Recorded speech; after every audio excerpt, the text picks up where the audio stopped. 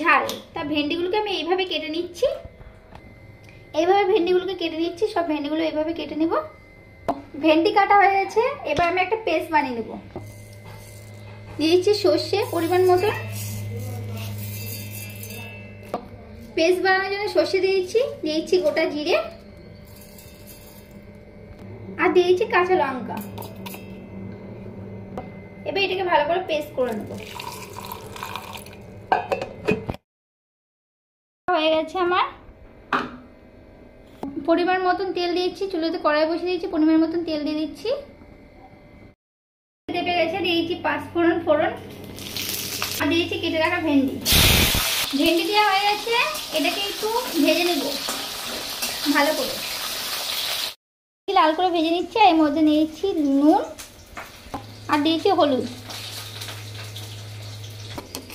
মশলাটা ভালো করে মিক্স করে দিচ্ছি। এটা লাল করে ভেজে নিচ্ছি। এর মধ্যে দিয়েছি মশলা, একটু কষিয়ে নিচ্ছি।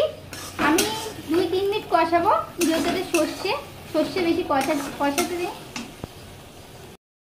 কষানো হয়ে গেছে, এর মধ্যে দিয়েছি জল, অল্প করে জল দিয়ে দিয়েছি।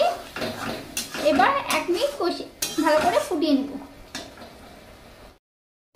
1 মিনিট ফুটিয়ে নিয়েছি। দিয়েছি চিনি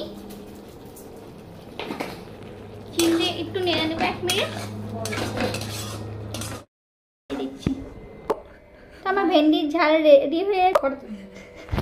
ভিডিওটা আমি এখানে শেষ করছি, পরবর্তী ভিডিওতে দেখা হচ্ছে। Bye bye.